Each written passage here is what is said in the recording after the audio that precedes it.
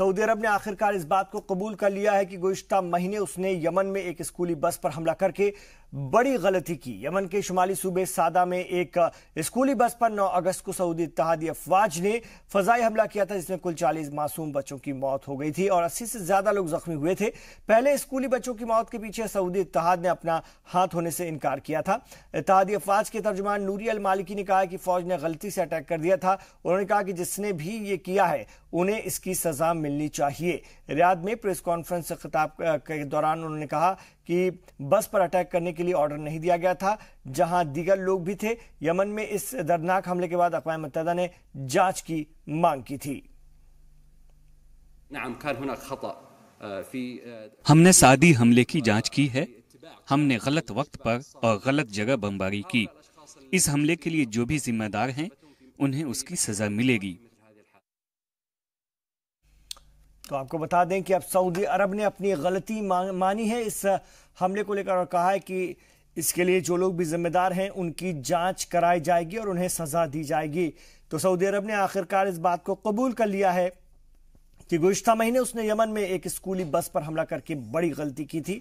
Yemen के शुमाली सूबे सादा में एक स्कूली बस पर 9 अगस्त को सऊदी इत्तेहादी अफवाज ने फजाई हमला किया था। और इस वक्त हमारे साथ शौकत भारती साहब जुड़ गए हैं, जो कि एक्सपर्ट हैं मिडिल ईस्ट मामलों के। आइए उनसे हम बात करते हैं इस खबर पर। सर, सऊदी अरब इत्तेहाद ने सादा हमले में अपनी गलती मान ली है, क्या कहेंगे? क्या देर आए दुरुस्त आए? देखिए, ऐसा है कि प्रेशर इतना ज्यादा था यूनाइटेड नेशन का, ठीक है, तो इस बात को इनको करना है। और अगर वाकई देर आए दुरुस्त आए वाला मामला है तो फिर ये बैठकर टेबल पर क्यों नहीं बात कर रहे? और इन्होंने भाई सिर्फ इससे माफी मांग रहे हैं और दूसरे हमले तो इनके जारी हैं लगातार। तो एक भाई देर आए दुरुस्त आए तो इसको नहीं कह सकते। ये गलती की, उसके बाद लगातार गलती तो करते ही चले जा रहे हैं ना। बिल्कुल। और ये जो जंग है, जितना आसान सऊदी अरब इसको समझ रहा था, ये उतनी आसान उसके लिए निकली नहीं।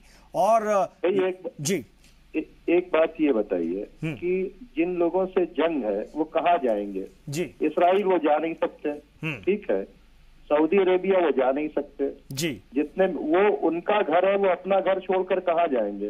अब उनके पास सिवाय लड़ने और मरने के क्या बचता है? ठीक है, तो बाकी लोगों को तो शेल्टर दे रखा है, ठीक है। मंसूर हादी को शेल्टर दे दिया था सऊदी अरेबिया ने, हौतियों को तो शेल्टर देगा नहीं, ना उनको इसराइल शेल्टर देगा। तो हौती जाएंगे तो कहाँ जाएंगे? उनके लिए सिर्फ मरना है और लड़ना है, सीधी सी बात है। बहुत शुक्रिया शौकत भारती साहब अपनी अहम बात रखने के लिए इस खबर पर।